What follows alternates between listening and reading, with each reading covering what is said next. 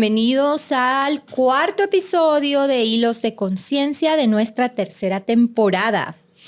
Y bueno, ya vamos casi por la mitad, avanzando en este viaje de transformación organizacional, que también es una transformación hacia adentro. Y el tema que traemos hoy tiene que ver con algo que planteábamos al final del capítulo anterior, que era cómo el proceso de cambio es en realidad un proceso de aprendizaje. ¿Verdad? Y podríamos hasta decir que son de alguna manera sinónimos, ¿verdad? O términos intercambiables. Y hoy vamos a hablar de qué implica entonces aprender y desaprender y qué es necesario soltar, adquirir, incorporar en esta travesía de transformación organizacional y colectiva. Así que bueno, quédate con nosotros para hablar hoy de cómo podemos crear conocimiento que pueda sostener el cambio durante y después de la transformación. Así que bienvenidos, Cris y Mel. Hola. ¿Cómo están? Muy bien. Muy bien, muy bien. Bueno. Como que trabajar juntos va creando esas sinergias, ¿verdad? Veo que ahora son ustedes los que vienen combinados. Es cierto, ahora venimos ahí. Es cierto, puchica. Sí. Eso es, tenemos que aprender algo ahí de ese ahora legado, se es combinan cierto. ustedes. Todavía no nos hemos logrado leer la mente no. Bueno, pero ya Hasta la vez sucio, pasada ¿no? también nos leímos una vez la mente. Con los wigs. Sí. Es cierto. Sí. Cierto. Pero ahí vamos. Bueno, a ver, empecemos entonces con una pregunta grandota para abrir tema y es, ¿cómo construimos este conocimiento? Bueno, me voy a ir a una anterior. ¿Cómo sabemos qué necesitamos conocer o aprender para empezar un viaje de transformación organizacional? Que sería el primer paso. ¿Cómo me doy cuenta de qué es eso que necesito aprender o desaprender? Yo creo que antes de irme al proceso organizacional me voy al proceso individual, ¿sí? Y yo recuerdo cuando estaba en las primeras certificaciones de coaching, tal vez en esa primera sesión o en ese primer módulo en donde hablan de, bueno, ¿qué es el coaching? ¿Verdad? Y te dicen el coaching es el proceso conversacional que te lleva del punto A al punto B, ¿sí? Y las preguntas para mapear el punto A y las preguntas para mapear el punto B es, ¿qué tienes hoy? ¿Qué sabes hoy? ¿Qué consigues hoy? ¿Qué resultados tienes hoy? Ese es el punto A. Y que no sabes, que no tienes, que no dominas, que no sabes hacer, pero que es necesario en el punto B, ¿sí? Entonces, creo que definir los conocimientos necesarios o hacer este diagnóstico de necesidades de conocimiento parte por enfocarse en el punto B, ¿sí? Enfocarse en el punto B y decir, a ver, ¿qué tiene que dominar? ¿Qué tiene que saber? ¿Qué tiene que pensar? ¿Qué tiene que sentir? ¿Qué tiene que poder ver una persona que domina esto? Hablábamos de SAP o hablábamos de un proceso de transformación tecnológico o hablábamos de un proceso de transformación cultural. ¿Sí? Ok, ¿cómo se ve ese mapa de futuro o esa imagen de futuro? Y ya en detalle, ¿qué implica esa imagen de futuro en términos de capacidades, de competencias, de conocimientos, de perspectiva, de paradigmas? ¿Ya? Entonces, para mí lo primero es un mapeo de punto A y punto B. Yo concuerdo y ahorita que estaba escuchándome, la pregunta que yo me hacía es, ¿el conocimiento también podrá ser, bueno, necesito estar acá? Pero el necesito estar acá puede venir por dos preguntas, probablemente. ¿Quiero estar ahí? ¿Deseo estar ahí? Entonces, me fui realmente y me fui a la temporada 1 y pensé, lo primero que pensé cuando usted lanzó la pregunta fue, creo que el chapuzón. Fue así como, pero para adentro desde la perspectiva de qué sé, qué no sé, qué necesito, cómo puedo, qué tengo que hacer para llegar allá y todas estas preguntas que precisamente traía Mel a la mesa, donde creo que también viene una parte de concientizar qué sí sé versus lo que falta, ¿verdad? Y esa brecha y ese gap. Creo que esa parte es complicada realmente. No sé si es más complicada encontrarla o aceptarla que existe. Okay. Buenísimo. Entonces, Pues es definir una brecha, ¿verdad? Es definir una brecha, y yo creo que quienes nos movemos en el mundo del aprendizaje organizacional y en estos temas, pues sabemos que hay brechas que tienen que ver con el conocimiento, y vamos a ver que también hay brechas que tienen que ver con la habilidad, hay brechas que tienen que ver con capacidades, ¿verdad? Y hay brechas que tienen que ver más con ambición, con hambre, con ganas, con deseo, con motivación, con compromiso, ¿verdad? Entonces, yo creo que es importante en estos procesos, porque muchas veces lo que pasa es que nos quedamos a nivel de la capacidad técnica, pero no entramos a mirar, ¿verdad?, las actitudes que hay que tener, porque pueden haber brechas actitudinales importantes, o el tema también de las habilidades que se llaman mal llamadas blandas, que en realidad son los famosos power skills o las habilidades de poder. Ok, entonces, primero es definir la brecha. ¿Y cómo definimos brecha? Digamos, a veces es muy fácil cuando la organización me dice esto es lo que necesitas, pero si ni siquiera hay claridad de qué es lo que se necesita para ese nuevo futuro, ¿cuáles podrían ser algunas ideas para salir a generar primero el entendimiento de qué es lo que no sé, para luego ya ir a construir eso que no sé? ¿Qué podría ser de utilidad? ¿Qué les ha servido? Entender qué necesito, ¿verdad? Pero empezar a preguntar. Creo que regreso otra vez a la pregunta anterior. Si quiero llegar acá, ¿qué es lo que me tiene que llevar a este punto? Y es decir, puede ser no solo yo mismo hacer esas preguntas, sino salir a preguntar también, salir a decir, bueno, mira, tú estás aquí, yo quiero llegar ahí, ¿qué necesito hacer? ¿Cómo puedo hacer? ¿Qué me puedes brindar? ¿Cómo me puedes ayudar para yo poder también llegar a donde tú estás? Y obviamente empiezan a ver toda esta gama de cursos, de metodologías, de muchas formas de aprendizaje para poder captar, pero de nada me sirve tener todo este ecosistema, y voy a traer algo como muy personal a la mesa. Yo no sabía que a mí me hacía falta algún conocimiento muy puntual de ciertos temas de cultura, por ejemplo. ¿Qué más que alguien más que lo trajera a la mesa? Yo no estaba consciente. En mi inconsciencia era, yo lo sé, lo domino, lo manejo, etcétera. Pero creo que también viene el tema de entender de que hay ciertas escalas de conocimiento. Puedo ser alguien aprendiz en el tema, puedo ser muy experto, puedo ser un máster, puedo ser un Jedi, puedo ser todo este tipo de gama de, pero ¿en qué nivel necesito estar? Ahí es donde creo que viene el punto. Yo me fui a GAPS y me fui a GROW, ¿verdad? Dos modelos que creo que funcionan muy bien como para mapear punto A, punto B, brecha y opciones, ¿sí? Claro. El modelo GROW, que es este modelo que se usa en procesos de coaching como por resultados, que es, ok, ¿cuál es el goal? ¿A dónde quieres llegar? ¿Cuál es ese punto de llegada? ¿Cuál es la realidad? ¿Cuáles son los obstáculos y cuáles son las opciones? ¿Verdad? Y cuál es la voluntad de hacerlo, ¿sí? Okay. Y en el GAPS es algo bastante similar, ¿verdad? ¿Cuál es el objetivo y qué implicaciones tiene ese objetivo? ¿Con qué habilidades cuento hoy? ¿Con qué recursos cuento hoy?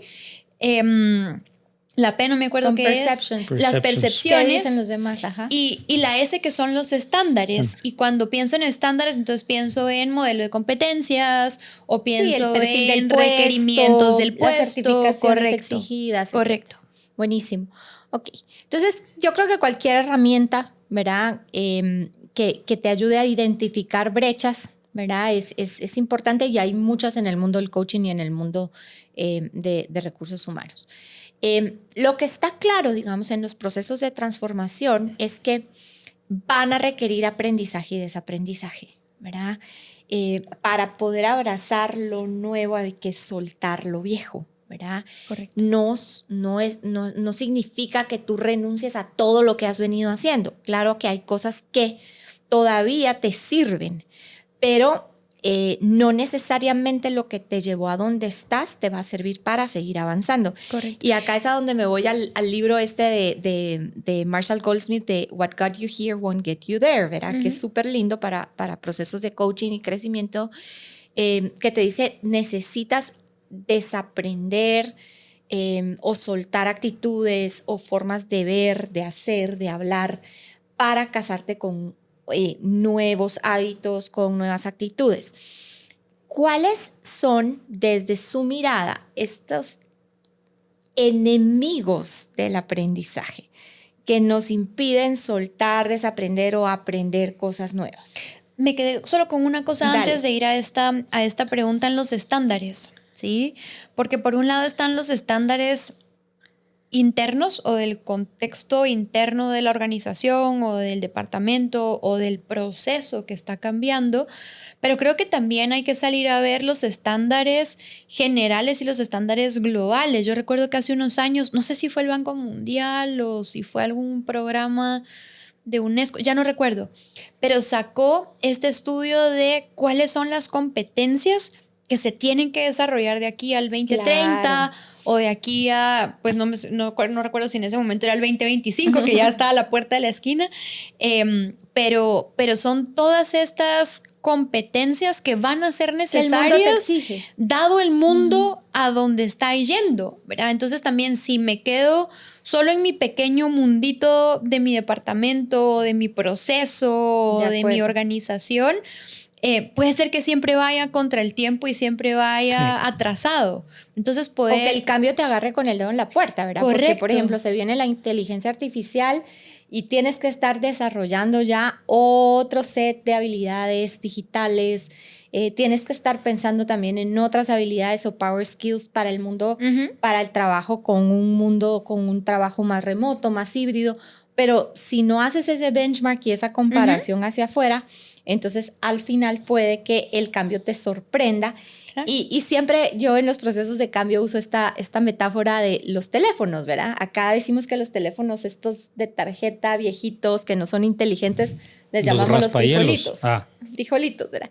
Y yo siempre pongo este ejemplo de que no es lo mismo entrar a un proceso de transformación cuando tú vienes acostumbrado a usar un frijolito y pasar a usar un Android o un iPhone del último modelo, de la última generación, que hacer un cambio de un iPhone 14 a un anterior. iPhone 15, Ujú, ¿verdad? ujú. Como que la brecha es mucho más grande en la medida en que estás más desactualizado y en la medida en la que menos te has mantenido Correcto. en permanente y constante actualización. Correcto. Lo otro son incluso carreras, ¿verdad? También estaba Claro. este estudio de qué porcentaje de las carreras que se van a necesitar en los próximos 10 años o 15 años hoy todavía no existen Claro. en la propuesta académica de las universidades tradicionales. Entonces estamos diciendo que todavía no se están empezando a preparar los profesionales que en 10 años van a tener que estar dominando prácticas y dominando conocimientos y técnicas que hoy todavía no se están ni siquiera enseñando, pero que ya se mapeó que sí son las que van a Sí. ser necesarias, incluso por temas de qué se sustituye con inteligencia artificial, que de plano ya no agrega el valor que agregaba, que ya no se necesita un ser humano para hacer ese tipo de trabajo, ese tipo de tareas. Sí, inclusive si nos vamos más atrás, todavía yo creo que hasta los colegios deben de reinventarse en muchos Sí. aspectos, ¿verdad? Porque ya hace poco estaba hablando con Ari, me dice, papá, tú sabes de Cristóbal Colón. Digo yo, ¿qué le sirve a Ari ahorita en estas instancias de la vida? Correcto. O sea, fuera de un aprendizaje general, pero creo que hoy por hoy serviría mucho más que le pudieran hablar de temas de ahorro, inversión, De finanza, de De liderazgo, de empatía, Correcto. cómo conectar con otros seres humanos, porque al final de cuentas, creo que ya la inteligencia artificial, hace poco estaba hablando con un colega y me dice, no tienes ni idea de lo que viene. Y él está en Silicon Valley. Entonces me dice, a ti te da risa, pero no tienes idea. No sé si viste Terminator 2 y yo, no, a ver, no lleguemos todavía no nos vayamos tan ahí, ¿no? Pero efectivamente Hay que creo, sí, aniquilar al total, es humano. como así, wow. Pero Claro. efectivamente, ¿cómo poder navegar eso, ¿verdad? ¿Cómo poder aprovecharlo, ¿verdad? Desarrollar otro tipo de conocimiento? Y eso me encanta que lo hayan Sí. traído a la mesa, porque creo que es súper importante. Buenísimo.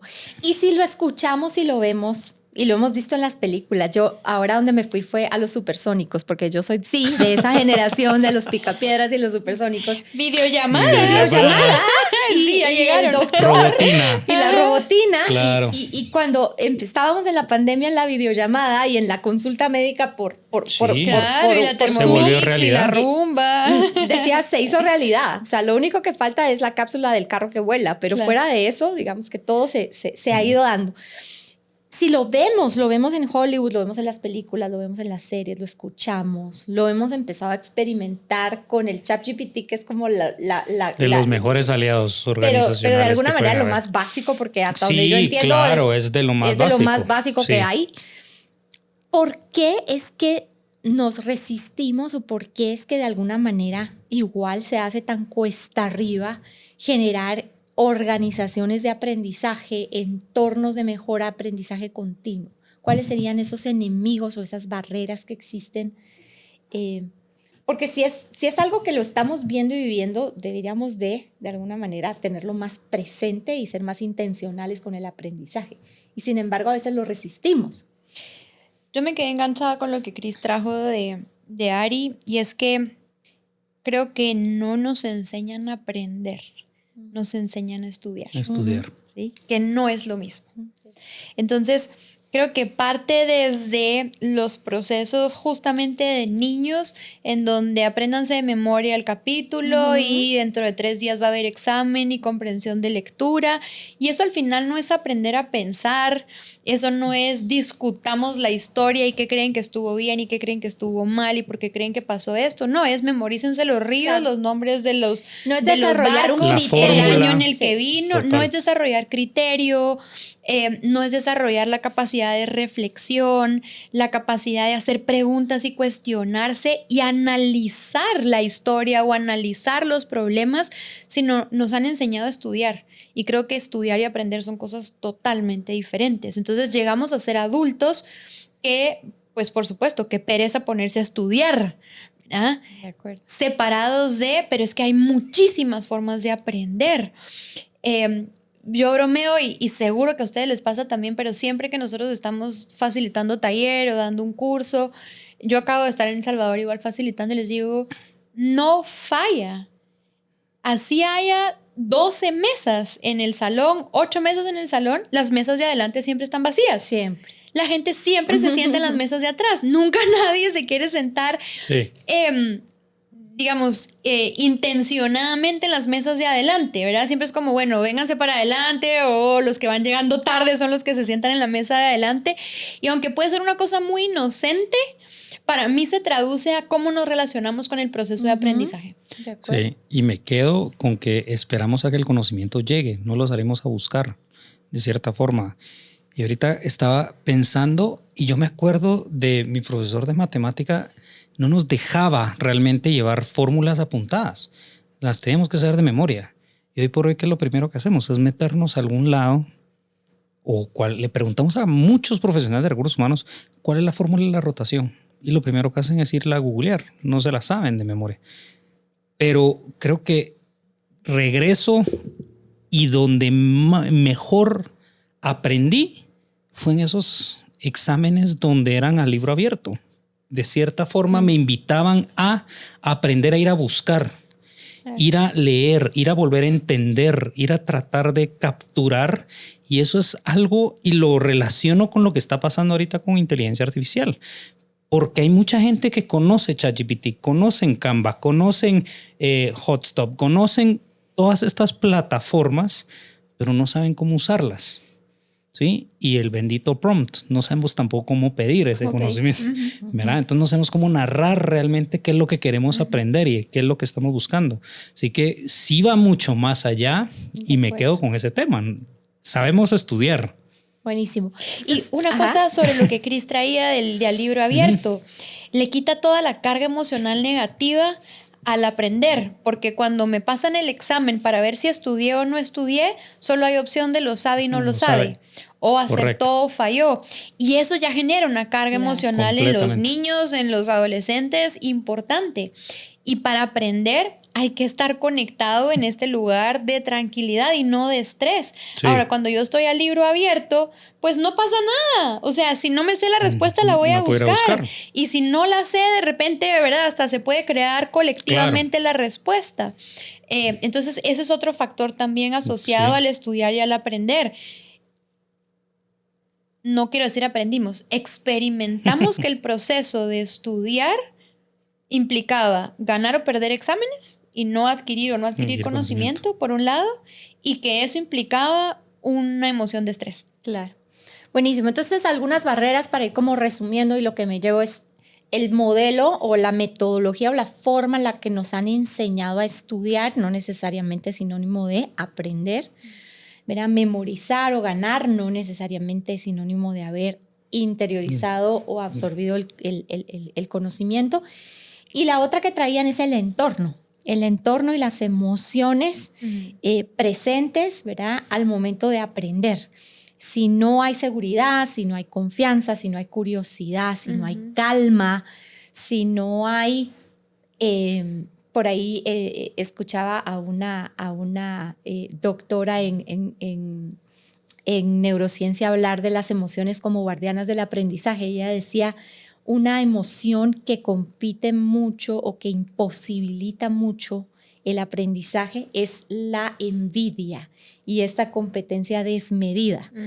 Cuando no hay colaboración, sino que yo percibo que estoy siendo juzgado y que estoy compitiendo y que es un tema de o gano yo y pierde el otro, dejamos de ver el aprendizaje también como una actividad colectiva. Y generosa. Y generosa, en donde hay un aprendizaje relacional y podemos aprender los unos de los otros. Entonces, el entorno, ¿qué otro podría ser un obstáculo o una barrera en procesos de aprendizaje?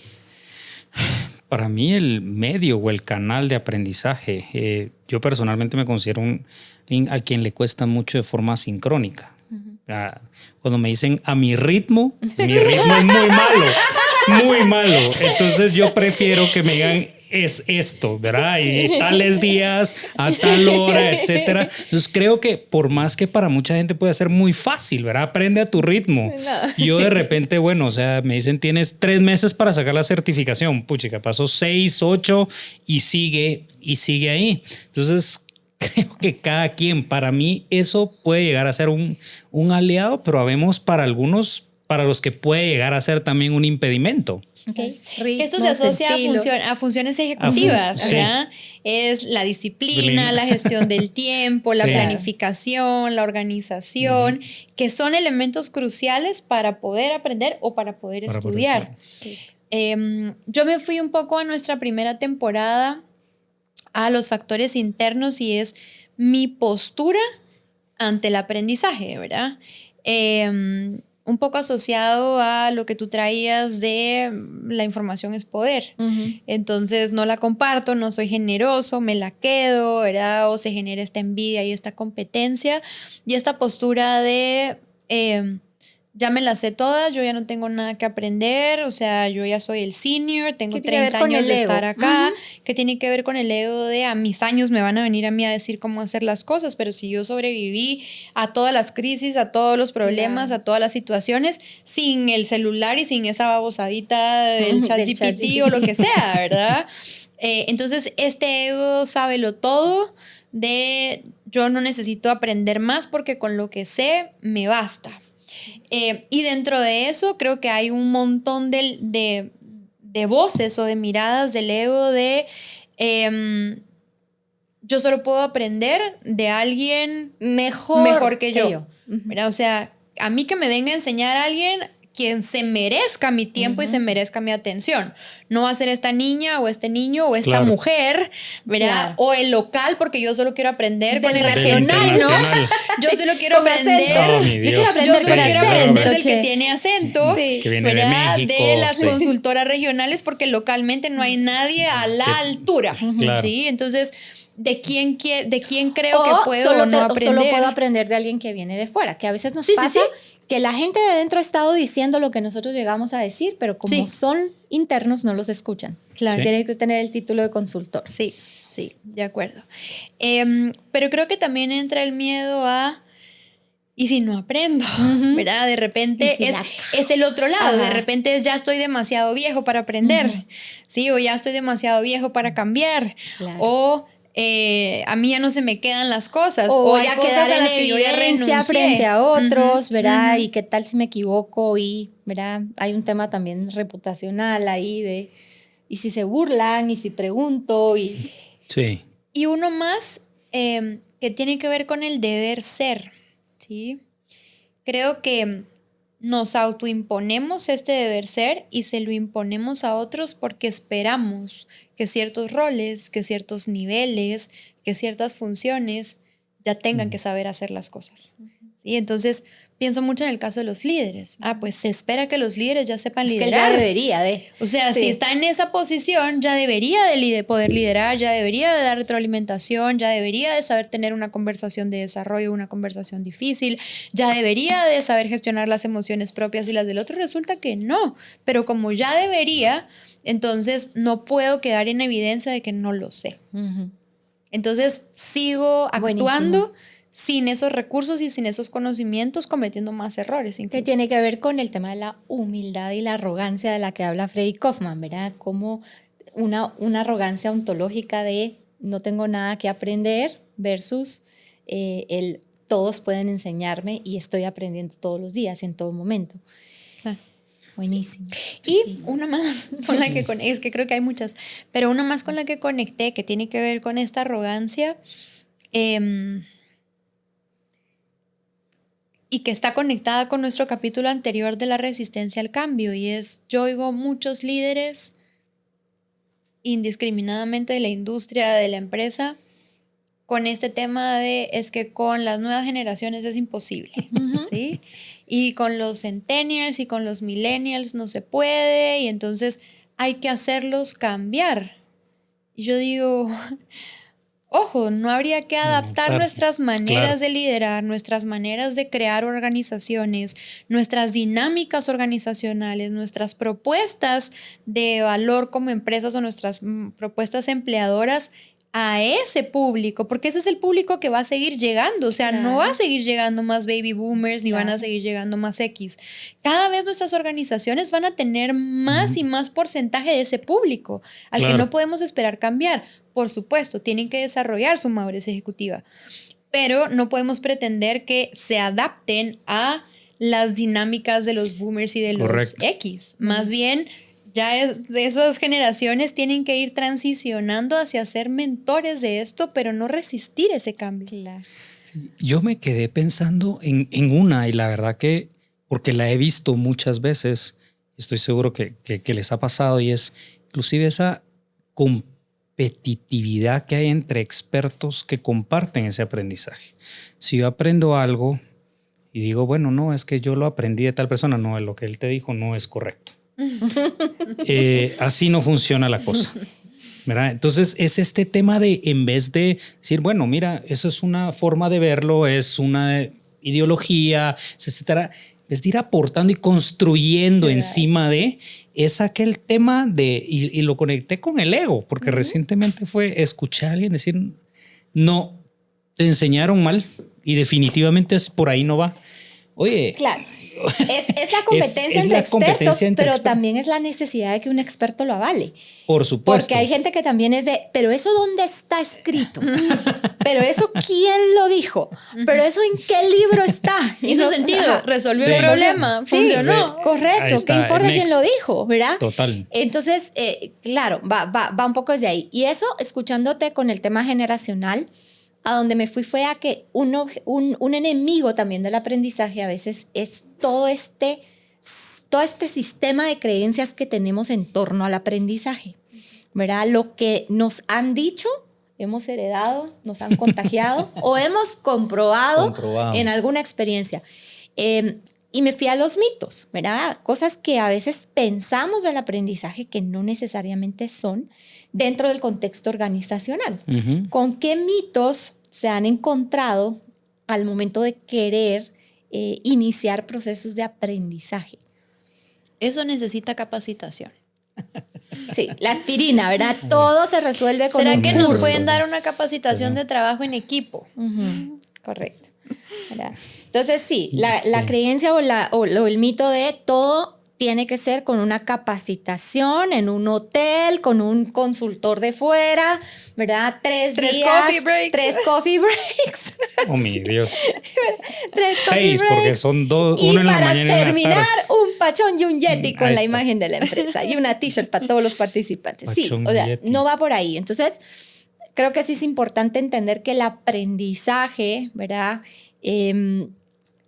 Que menos transferencia requiere, que más aplicabilidad tienes el aprendizaje en el trabajo, el que tú haces y realizas, ¿verdad? En tu día a día, en donde automáticamente recibes un feedback de si lo hiciste bien o lo hiciste mal.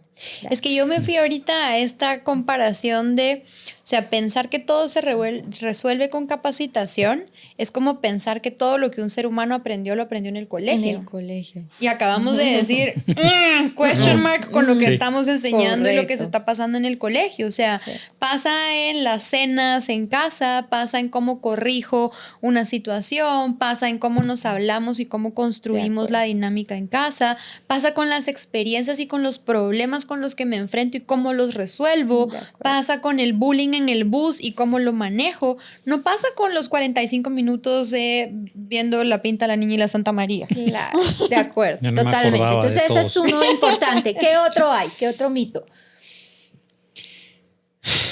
Voy a disparar en el pie y eso me lo acaban de decir. Pero para mí un mito es que solo hay un medio de aprendizaje y en algún momento ese también era uno, por lo menos con ese crecí yo, ¿verdad? Era el quien no leía no aprendía, ¿verdad? Ok. Entonces creo que ahorita también hay múltiples formas de. Buenísimo. Ok, súper. Uno con el que yo me encuentro siempre es como aprender es muy costoso y requiere demasiado tiempo. Entonces, tiempo y plata también. Esta creencia de, Sí. no, es que aprender es muy que costoso. no hay tiempo de aprender. Y hasta la gente que te dice, es que o aprendo, o me capacito, o O vendo, trabajo. o trabajo, ¿verdad? Entonces, como que esta creencia de que compite una cosa con la otra, ¿verdad? Sí. De Y que tú no puedes aprender mientras Mientras estás en el día a día. o estás haciendo. Como que Que es te tienes que necesario aprender salir. fuera de tu realidad Correcto, cotidiana. que te tienes que salir de tu cotidiano para aislarte y absorberte en el proceso de aprendizaje. Sí, Buenísimo. y no sé si hay uno como, si no tienes algo que fundamente tu aprendizaje, entonces no te considero completamente No vale. experto en, ¿verdad? Papelito habla. Un certificado, tu diplomado, El etcétera. bendito diploma que yo todavía no puedo creer que ¿verdad? los clientes nos sigan pidiendo Que- diplomas a que estas alturas del partido. Tengamos eso, ¿verdad? O sea, Sí. es increíble. El currículum de 25 páginas con las con todas fotocopias las, del... claro. ¿Cuánto aprendizaje no hay en TED Talks? ¿Cuánto Claro. aprendizaje no hay en YouTube? ¿Cuánto aprendizaje no hay en una en conversación? Exacto, o ahorita? sea, entonces realmente ahí es donde está. Y me fui a lo que platicábamos en el episodio con Gerardo. El volverse el idiota en el cuarto. Simple y encanta, eso me sencillamente encanta. es, ok. Y ahí estoy aprendiendo y estoy Buenísimo. adquiriendo conocimiento. Entonces, Buenísimo. creo que esos son algunos. Bueno, ya hablaste tú de la edad y el aprendizaje, que ese es otro mito, de loro viejo no aprende a hablar, ¿verdad? Ya estoy muy viejo, muy grande para aprender, o es muy joven para entenderlo y para aprenderlo. O para También pasa, enseñarlo. o para enseñarlo. Ok. Otro que surge mucho es que el aprendizaje está en manos de pocos y que pocos son los maestros y que recursos humanos es el que tiene que facilitar el aprendizaje en la organización. Yo todavía a veces encuentro personas que dicen, es que recursos humanos no me capacitó y por eso no aprendí este año. Ok, no va por ahí. O que debe ser un consultor o un experto el que enseñe. ¿Sí? ¿Qué piensan de eso? Yo lo primero que digo es, piden mucho, y creo que lo hemos visto también en muchas organizaciones. Una de las grandes áreas de oportunidad que le señalan a mucha gente es que usted no es numérica, a usted le falta la parte cuantitativa, etcétera. Pero yo nunca miro a finanzas dando Enseñando. cursos de EBITDA, Claro. de revenues, etcétera, de cost. Entonces, creo que no solo es una responsabilidad de una área, se trae responsabilidad organizacional de poder fomentar ese aprendizaje, gestionar el conocimiento como tal. Al final de cuentas, ¿cuánta gente no tiene problema haciendo un presupuesto? Son aquellos dimensionamientos de 6, 7 meses, porque la gente a veces no sabe hacer como un presupuesto. No sé, no, mejor pongo lo mismo que el año pasado. ¿Cuánto fue el año pasado? Subirle 10%, ok, ya está entregado. La inflación. Exacto, entonces, y ahí vienen todos estos temas. Entonces, yo creo que no Pero eso solo es es un área. interesante, o sea, yo creo que un maestro es cualquiera que domine la habilidad o que tenga el conocimiento puede ser un maestro. Cualquiera que tenga la experiencia.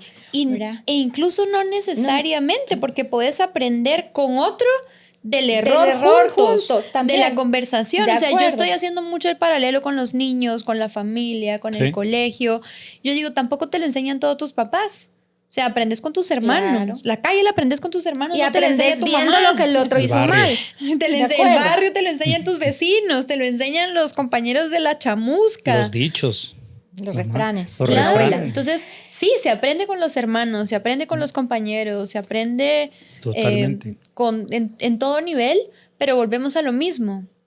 Pero tienes que estar en postura de aprendizaje, en postura de curiosidad y en postura de responsabilidad de que tú eres dueño de tu aprendizaje. Claro. De acuerdo. Eso creo que es clave. Yo creo que no estamos conscientes de que somos dueños de nuestro aprendizaje, sino creemos que alguien está obligado a enseñarme. No, y a ver, somos dueños también de los resultados que obtengamos haciendo uso de lo que aprendimos. Porque a veces también pasa que nos equivocamos en el resultado y entonces volteamos a ver al profesor. Tú me dijiste que era así. Así me enseñaste. Así me enseñaste. Ok, ¿verdad? Claro. Entonces, esa parte es importante. Ahora, otro tema que se da mucho también como mito es que en las organizaciones lo que se aprende tiene que ver con el negocio y con el core y con la esencia o el núcleo de la función o de la industria. Y no hay espacio para aprender otras habilidades, las mal llamadas habilidades blandas que habíamos hablado, y que el aprendizaje, el conocimiento, el esfuerzo tiene que ir solo a lo técnico, que es lo que agrega valor y que es lo que al final suma al bottom line de la empresa. Ese es otro con el que nos encontramos a veces. Sí, hay mucho enfoque en el aprendizaje técnico y nos desviamos completamente del aprender a ser seres humanos de cierta forma. Y que, a ver, la organización para mí es una unidad social tan importante dentro de una comunidad, dentro de un país, dentro de una sociedad. Es una tremenda universidad para la vida, una organización, ¿verdad? Y no nada más aprendemos a ser un buen trabajador, también podemos aprender a ser una buena persona, un buen líder dentro de un contexto organizacional. Sin embargo, las organizaciones se paran. Eso es en tu casa, acá. Acá yo te voy a enseñar los pasos para la venta. Ok, sí, pero ¿y en dónde está la resiliencia?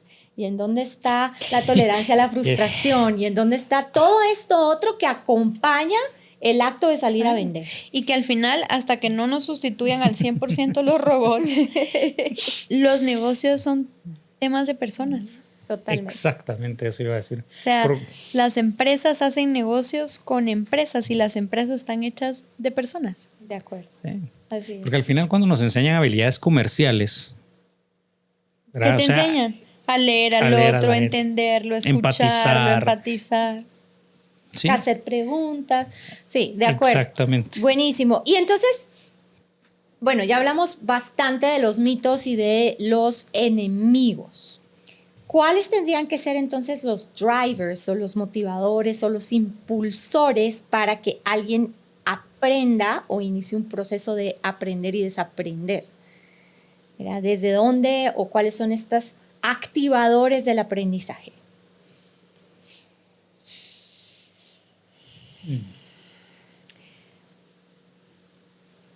Yo me fui a uno que no necesariamente es el mejor, pero yo creo que la incomodidad siempre te lleva a aprender. ¿Sí? Yo me fui a eso, al dolor. Claro, y al agua qué aquí. Qué triste que que el deseo, la necesidad de aprendizaje surja desde ese lugar. Pero yo creo que es una que sí o sí sucede. O sea, en el momento en que tú estás incómodo con que no sabes, con que no podés, con que otra vez volviste a equivocarte, que otra vez volvió a salir mal, que otra vez te volvió a costar 9 semanas en lugar de 2, que lo mandaste y te lo tuvieron que devolver para que lo volvieras a hacer, otra vez se fue con error, otra vez se envió mal. Ahí tiene que haber aprendizaje. ¿Sí? Entonces, creo que en el error y en la incomodidad, sí o sí hay una motivación, un impulso y una necesidad de, bueno, pero ¿cuánto tiempo más voy a tolerar seguir haciendo las cosas de esta manera? Porque no es sostenible. O sea, acá toca hacer las cosas de una forma distinta. Y si toca hacer las cosas de una forma distinta, pues hay que aprender cómo. Yo me fui a uno también igual de duro. Yo me fui al fracaso, realmente. Ojo, que también en el fracaso hay dos caminos, o por lo menos por lo que he visto yo, es el de víctima y el de, bueno, ¿qué voy a sacar de esto? Sí. ¿Verdad? O sea, ¿cómo voy a hacer de esto la mejor opción? ¿Y qué ajustes tengo que hacer para volverlo a intentar? ¿No? Ahí fue donde dije, esa es una forma tan dura de tener que aprender algo. O sea, no obstante, creo que es una ruta de aprendizaje por la que todos tenemos que pasar y por las que todos pasamos.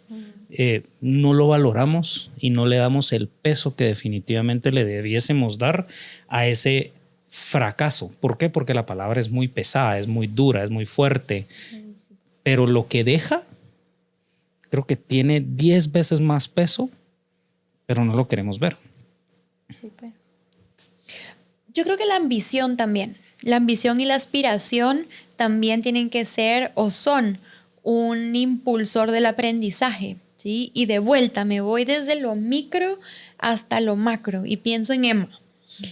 Y esto de que con los hermanos también se aprende, ¿verdad? Santi le lleva 4 años a Emma, entonces Santi aprendió a leer 4 años antes que Emma, obviamente.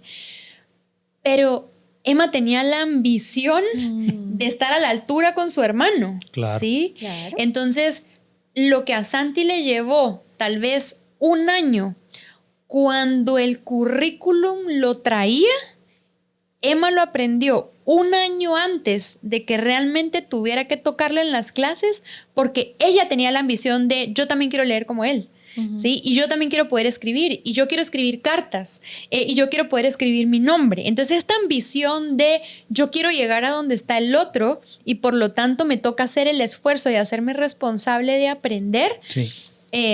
Creo que también es un camino y de vuelta, lo traigo en un ejemplo muy pequeño, pero también Está a nivel lindo. organizacional. Sí. A ver, si yo Me quiero encanta. ser el CEO, ¿sí? Si yo quiero llegar a ser el director de Y esta función, se contagia ¿qué también tengo esa que inspiración. hacer? Si tú te quieres Claro. inspirar. ¿Qué quieres- aprendió esta persona? ¿Qué sabe hacer este director? ¿Qué sabe hacer este líder que yo hoy por hoy todavía no sé? Y que si yo quiero llegar a ese lugar, probablemente me toque aprender eso y más, porque cuando yo llegue ya se van a necesitar otras cosas. Otras Pero cosas. Sí. creo que la ambición y el hambre de crecimiento sí o sí tienen que venir acompañada de la voluntad de aprender. Si solo tenés el hambre y la ambición sin la voluntad de aprender, chao, ¿verdad? Es una arrogancia y un fracaso. Y estos que traen, digamos, el tema de la incomodidad, muchas veces viene de dentro, el hastío, ¿verdad? El cansancio, la frustración de estar dándote contra la pared, viene mucho de la experiencia interna y lo mismo, digamos, que la ambición y el hambre también es interno. El fracaso, pues a veces es un tema también doble, interno, pero también puedes experimentar obstáculos o fracasos que tengan que ver con algo de fuera. Pero a donde me fui también es a el entorno también puede, ¿verdad?, ser un driver importante. Uh-huh. Y me fui a este ejemplo escuchándote hablar de Emma, de cómo en tu casa, ¿verdad?, también pueden despertar como esta curiosidad y este deseo de aprender. Y como en las organizaciones también hay jefes que siembran estos entornos de curiosidad, de no nos quedemos con eso, investiguemos, busquemos, salgamos a mirar. Y entonces como también el entorno puede ser un driver importante, ¿verdad? Cuando tú aseguras que se siembre esa semilla de la curiosidad. Y me fui a pensar en mi abuelita, ¿verdad? Mi abuelita leía muchísimo, hablando de la lectura, ¿verdad? Pero digamos que inculcó mucho como esta semillita de hay que ser curioso y hay que salir a buscar. Y mi abuelita siempre me contaba sus historias. Ella pues era Lutman, de apellido alemán, y ella decía, bueno, nosotros venían de Alemania los cofres con vestidos, con listones de seda para ponernos los moños y vestirnos, y luego vino la guerra. Y las primas y las tías, abuelas de mi abuela estuvieron en campos de concentración y comían papas. Y mi abuela, papas crudas. Y mi abuela me decía, pudieron despojarnos de los listones, decía, de los baúles, de la ropa, pero nunca de lo que sabíamos. Porque uno también, el conocimiento vale mucho, y el conocimiento, lo que uno leyó, lo que uno vivió, lo que uno aprendió, nadie te lo puede robar. De acuerdo. Y entonces ella nos sembró desde pequeñas como esta curiosidad, y ahora yo decía, bueno, pero ¿por qué yo leo tanto y por qué yo tengo esto? Y es porque ella siempre nos hacía leer, nos hacía aprender algo. Y cuando se lo preguntábamos, traía las preguntas. ¿Y tú qué piensas? Ve, investiga y regresas y me cuentas. Y a veces se inventaba cuentos, ¿verdad? Entonces también esta imaginación, todo eso tú lo puedes sembrar en el entorno. Entonces el entorno también puede ser un driver importante para ti. Y ella siempre, hablando de los refranes, me decía, en este mundo tienes que saber mucho de lo poco y poco de lo mucho, ¿verdad? Pero tienes que saber de todo un poco, ¿verdad? Y eso era algo que siempre se quedó grabado en mí. Entonces, cómo también el entorno facilita y puede ser un abridor de posibilidades, o por el contrario, acá se dice lo que yo digo, o acá siempre se ha hecho así, o no es necesario salir a mirar, o no vamos a escuchar otros puntos de vista diferentes, y entonces ahí te cuentas con que hace lo contrario, ¿verdad? Sí. Yo me he metido mucho en los temas de seguridad psicológica, ¿sí? Entonces me metí un poco a investigar de dónde surge y en dónde empieza todo este concepto de la seguridad psicológica. Y surge de unas investigaciones, no recuerdo ahorita el nombre, pero surge Amy alguna cosa, de unas investigaciones que ella hace en hospitales, ¿sí? En donde le piden como identificar qué tanto se pueden evitar o qué tanto se hablan los errores médicos, ¿sí? Entonces ella empieza a hacer la investigación, empieza a hacer las correlaciones y se da cuenta que los que estaban catalogados como mejores equipos casualmente eran los equipos que más cometían errores. Y los equipos con menor desempeño, por así decir, eran los que menos errores cometían. Y ella decía, no me hace sentido. O sea, no me hace sentido que los equipos con mejor desempeño, con mejores profesionales, con mejor ambiente de trabajo se equivoquen más. Entonces va profundizando en su investigación hasta llegar al punto de, no es que se equivoquen más, es que hablan más abiertamente de los errores. Mientras que en el otro equipo no los hablan, no los reconocen, no los mapean, no los identifican, los esconden, ¿sí? Entonces no era una cuestión de quién se equivocaba más o menos, sino de qué equipo conseguía capitalizar más esos errores para que no se repitieran, hablando de ellos, compartiéndolos, buscando lecciones aprendidas juntos. Entonces creo que un factor, regresando a qué pueden hacer las organizaciones para generar ambientes más propicios al aprendizaje, es la seguridad psicológica. Claro. La seguridad de decir, me equivoqué y quiero poner mi error al centro de la mesa para que todos aprendamos. Pero ¿quién hace eso? Les quiero las Fuck Up Nights, ¿verdad? O sea, aquí traemos y celebramos esta metida de pata garrafal, porque de esta vamos a aprender todos. Ya analicemos los factores, ya analicemos en dónde estuvo el punto de inflexión, ya analicemos qué fue lo que no se hizo bien. Pero ¿qué pasa con los errores? En la mayoría de los lugares es quién tuvo la culpa. Claro. ¿Quién es el responsable? Claro. ¿quién se va a hacer cargo de esto? ¿Quién me las va a pagar? ¿Sí? Entonces, no hay un entorno abierto al aprendizaje, y si del fracaso se aprende y no Claro. estamos abiertos a reconocer y a tomar el fracaso como un aprendizaje colectivo, ahí se perdió un Claro. gran chance de aprendizaje. De acuerdo. De acuerdo. Entonces, sí, como este modelado, cómo el traer las preguntas, cómo el sembrar esta curiosidad, cómo cultivar la seguridad psicológica, qué otros ingredientes podría o sería necesario que tenga el entorno para que para que el cambio se dé, para que sea posible. Si estamos hablando que cambiar es aprender. Ujú. A ver, yo creo que también para mí, el número uno es el que acaba de traerme con el tema de un ambiente seguro, pero la invitación a lo que tú también traigas a la mesa vale. Lo que tú propongas también tiene peso, porque en esos ambientes donde hay organizaciones donde los líderes son los únicos, que son los que pueden proponer, que son los que pueden traer, que son los que pueden decir, que son los que pueden... Realmente no va a haber ningún tema de aprendizaje, y voy y lo conecto con algo que traíamos antes, que traía Mel. No solo aprendo del de arriba, pues en temas de fe y religiosos sí, pero en temas organizacionales y jerárquicos no, aprendo de mi colega, inclusive aprendo del que está abajo, y muchas veces me fui a esta película. ¿Han visto la de Flaming Hot? La de este conserje que le salva a PepsiCo de la bancarrota haciendo chetos, ¿verdad? Ajá. Flaming Hot. Ajá. Porque nadie había volteado a ver al mercado de los latinos, y él llega y les dice, yo les tengo la solución. Pero como Sí, él era un los taquis. conserje, como él era un conserje, nadie lo volteaba a ver. Nadie. Entonces creo que también a Claro, veces está también el demeritamos. señor que salvó a Colgate cuando les dijo que por qué no hacían el agujero tubito el más- más El grande. tubito más grande, Sí. claro. Entonces demeritamos muchas veces de dónde puede venir el aprendizaje. Buenísimo. No volteamos a ver realmente. Y me voy a ir ahí porque justamente a eso iba.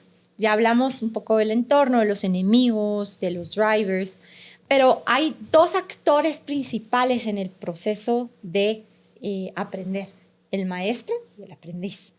Y tal vez me gustaría escuchar un poco qué características, qué cualidades debe tener un buen maestro para ser este promotor y impulsor del cambio, y qué cualidades debe tener un aprendiz, ¿verdad? Para realmente poder transicionar hacia ese punto B del que hablábamos al inicio del episodio. Si quieren, empecemos por el maestro, por Yo el tengo teacher. una. A Para ver. mí, un buen maestro es un eterno aprendiz. Totalmente, de acuerdo. O sea, no puedes ser un maestro si no aprendes. Y por eso a mí me preguntan, ¿por qué sigo dando clases en la universidad? Porque te obliga a seguir Porque me obliga a seguir Seguir aprendiendo. aprendiendo, Claro, me obliga a seguir aprendiendo.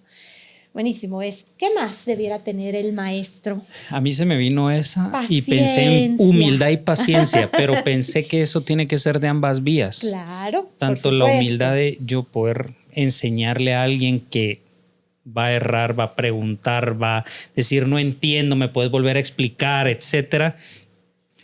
Paciencia, la humildad de decir mira, tampoco lo sé todo, y lo que no sé lo puedo ir a buscar y regresar contigo para terminar de enseñarte probablemente de la mejor forma. Entonces creo que esos dos componentes para mí son clave, pero en ambas vías. Buenísimo. Yo para el maestro a donde me fui, tal vez pensando yo desde mi rol de maestra, ¿qué trato de traer?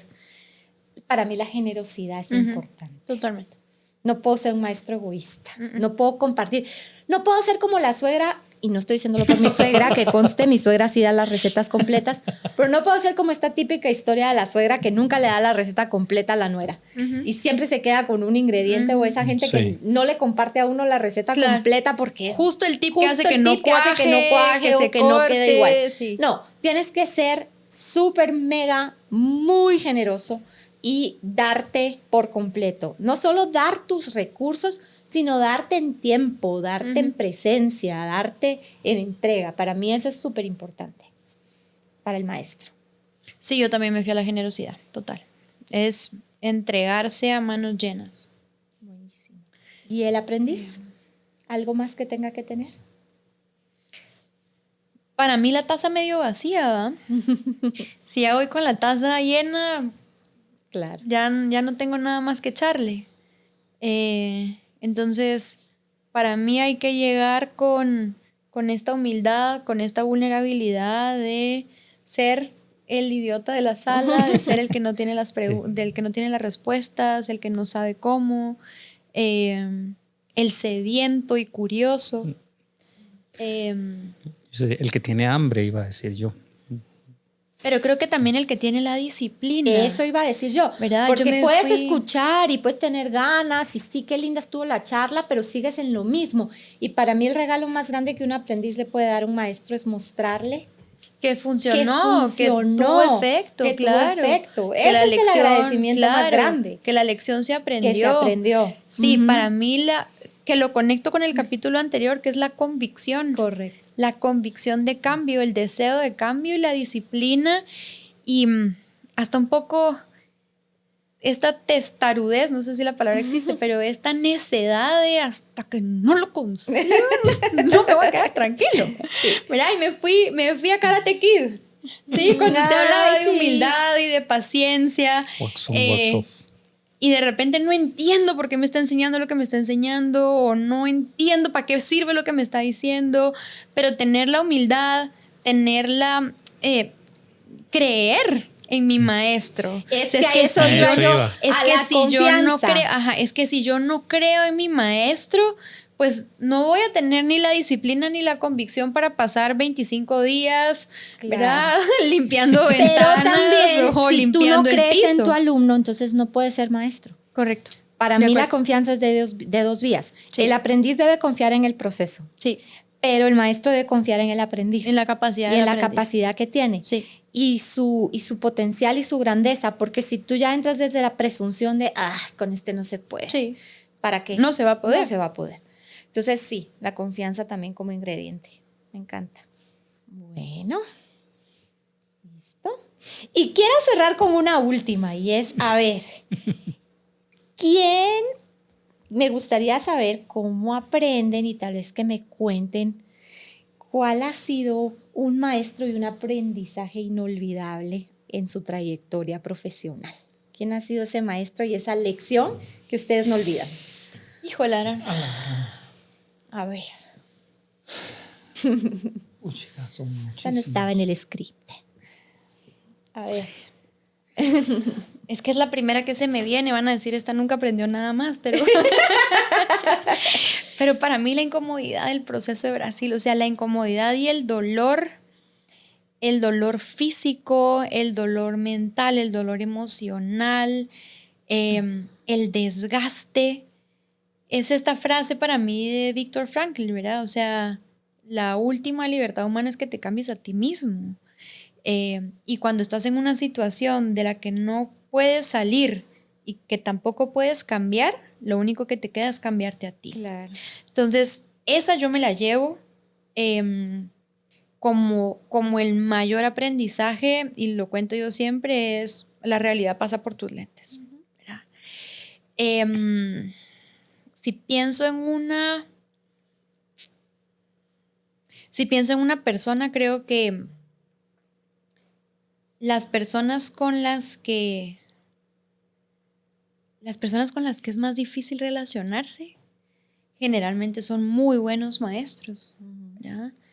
Y no quiere decir personas que te caigan mal, ¿verdad? Pero de repente es un hermano, de repente es un esposo, de repente es un hijo que está ahí y tú decís, ay, pero qué fastidio, ay, pero qué molestia, ay, pero qué incómodo. Bueno, ahí está el aprendizaje. Ahí está el aprendizaje de vuelta, de que no te toca cambiar al otro, de que te toca cambiar a ti. Y para mí en ese sentido diría que mi mamá, mi esposo, ¿verdad? Y mis hijos son grandes maestros porque cuando hay un reto y una situación pues solo puedo cambiar yo. De acuerdo. ¿Verdad? ¿Y cómo aprendo? Yo aprendo tirándome al agua. Sí, yo también. Yo soy de las que aprende tirándose al agua, yo soy de las que aprende analizando, ¿verdad? A mí me gusta el proceso reflexivo, el hacer la retrospectiva, el entender las variables y entonces tirarme al agua y echarme el chapuzón de una manera distinta. Yo no soy tanto del aprendizaje teórico, aunque sí, por supuesto, lo acompaño, pero no es mi elección principal. Yo no soy de las que se va a leer 25 libros para desarrollar un concepto. Yo soy la que se va a ir a ver qué experiencias prácticas tengo y con qué, y creo que esta es mucho mi contribución en el podcast, ¿verdad? A ver con qué de mi vida cotidiana y con qué de mi vida práctica se puede asociar esto de lo que estamos hablando, ¿sí? Entonces yo uso mucho esto, los aprendizajes prácticos, los aprendizajes del cotidiano, las experiencias previas, que no siempre me van a dar las soluciones, por supuesto, pero es mucho a través de la reflexión y de la práctica. Yo con su pregunta, a nivel personal, me fui al hermano de mi mamá, a mi tío. Yo hasta hace como unos 10 años, una conversación con mi mamá, me enteré. Obviamente, él fue una figura masculina para mí en mi vida. Y yo me enteré hasta hace poco que, bueno, creo que todos saben que a mí me gusta el béis y el básquet. Mi tío iba a alquilar videos a Blockbuster o algo así sobre cómo jugar béis, cómo jugar básquet. Y cuando yo me dormía, él se quedaba viendo los videos para poder al día siguiente enseñarme lo que él había aprendido, ¿verdad? Entonces yo nunca supe, pero yo siempre lo vi. Yo decía, pero él ¿cómo sabe esto? ¿Cómo lo ve?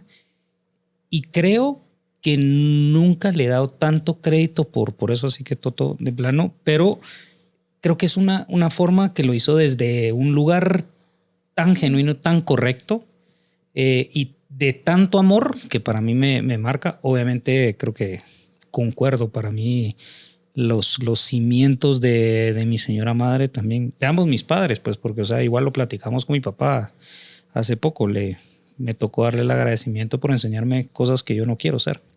Eso creo que es la parte más fuerte también. Creo que como padre para él tampoco fue difícil, para él tampoco fue fácil escuchar qué feo enseñar y que hayas aprendido a adquirir un conocimiento a través de algo así. Obviamente mis dos hijas, ¿va? Como les digo, cada una con su ocurrencia y todo. Y organizacionalmente, pues he tenido muchas personas de las cuales he aprendido. He sido idiota en muchas conversaciones y eso a mí me encanta. Creo que es la forma en la que yo aprendo, siendo el idiota en el cuarto, porque cuando algo me despierta, me emberrincho y voy a YouTube, voy a TED, voy a todos estos lugares a ver qué es, cómo es, qué se hace. Tengo conversaciones con las personas, no me molesta regresar a preguntar y decir, mira, hablaste de esto, ¿qué más?, etcétera. Aprendo mucho viendo, observando cómo se hace, qué tengo que hacer.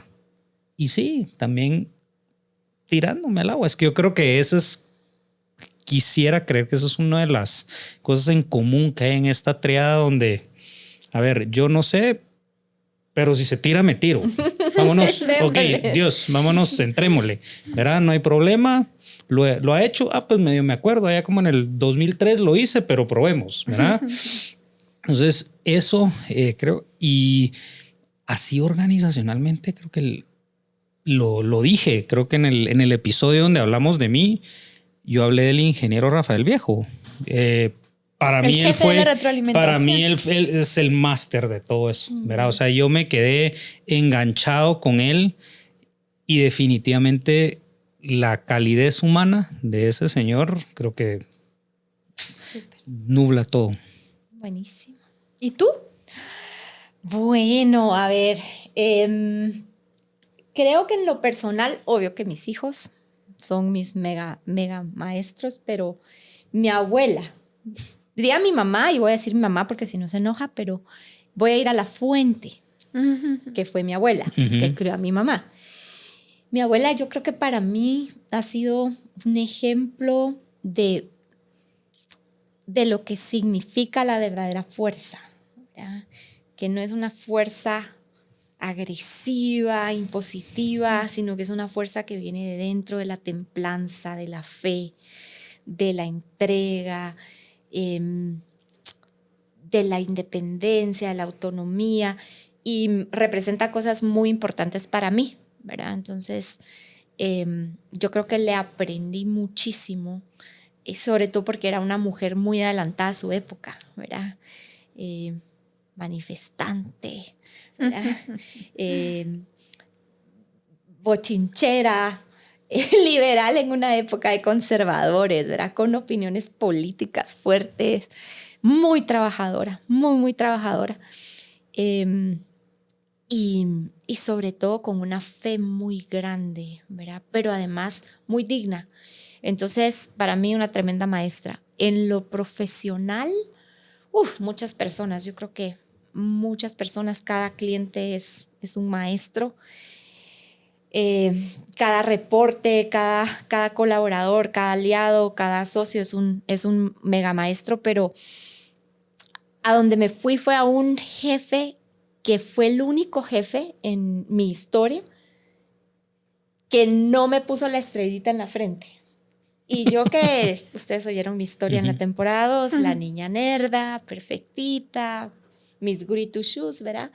Muy bien portada. Siempre había tenido como la estrellita en la frente de a la María Virginia es lo máximo, ¿verdad? Está es lo máximo. Está en la caja, ¿cómo se llama la caja? El 9box y esto y lo otro. Y como que había tenido desde muy joven hasta con los maestros de la universidad como este reconocimiento, que aunque para mí digamos que no es mi principal motivador, era un masaje al ego, ¿verdad? Vamos, venía acostumbrada a que yo era la que hacía y proponía y se escuchaba y se oía. Y me fui a topar con esta persona que me ignoraba por completo. O sea, es que me ignoraba por completo. Saludos. Tú sabes quién eres. El tema es que no me contestaba ni los correos. No hablábamos el mismo lenguaje. No venía del área de recursos humanos. Se dormía en las reuniones. O sea, yo le veía que trababa los ojos y se dormía. Se pasaba comiendo manías todas las reuniones y dulces. O sea, yo decía, este hombre no me está poniendo atención. O sea, creo que en el año que trabajé con él nunca implementó una idea de las que yo había tenido y eso para mí era como a la golpe tras golpe, al ego, ¿verdad? Porque yo decía, ¿cómo así? O sea, si mis ideas están buenas. Pero me enseñó mucho. Me enseñó mucho a que uno no trabaja por la zanahoria ni por el ego, ni por la recompensa, ni por la estrellita. Me enseñó a darme yo mi propia validación, a no necesitar tepocates para nadar, decía mi abuela, ¿verdad? No necesitas que otros lo vean. Si tú estás segura y si tú estás en lo correcto y estás actuando desde un buen lugar, date por servida. Y me enseñó a ser recursiva y a ser creativa y a buscar otras maneras de ser escuchada. Entonces creo que él sería mi ejemplo de buen maestro en lo organizacional. ¿Y cómo aprendo? Pues yo aprendo, o sea, yo sí leo, pero me tiro al agua. O sea, creo que yo me tiro al agua, pero yo me tiro al agua con salvavidas. ¿Sí? O sea, porque tengo la norma alta, no me tiro, digamos, de bombazo sin ningún tipo de recurso. A mí me gusta ir preparada. Entonces yo sí me tiro con snorkel, pataletas y salvavidas, pero me tiro. Y de hecho, o sea, la lectura y el ir a buscar no es porque yo me quede mucho tiempo en lo teórico. Yo lo que necesito es un anclaje para desde ese anclaje tirarme al agua. Y entonces ya con ese anclaje me tiro. Y obviamente entonces lo que genero de la tirada al agua con lo que tenía del anclaje lo trato de organizar y sistematizar en un modelo o en algo que a mí me haga sentido, porque yo soy mucho como de ponerle framework o marcos o conceptualizar las cosas para podérselas explicar después a alguien, porque sí tengo esto de ser teacher y learner muy fuerte, pero por ahí. Así que bueno, por ahí diría que me quedo. Bueno, pues eso fue nuestro episodio 4, hablando de aprendizaje, desaprendizaje para lograr la transformación organizacional. Si te gustó, si quieres investigar un poquito más, pues aquí te dejamos con algunas herramientas. Si ya identificaste algunos enemigos o mitos en tu organización, pues también aquí te dimos algunos consejos o algunas ideas de cómo empezar a trabajarlos. Y pues tal vez lo más importante es que empieza por ti. Entonces, tal vez la pregunta que te dejamos para el cierre es, ¿qué necesitas soltar y desaprender tú para empezar este viaje de transformación? Síguenos en nuestras plataformas, en Spotify, en YouTube, en todas las plataformas de podcast y déjanos tus preguntas y tus comentarios y nos vemos pronto para el siguiente episodio. Que estés bien.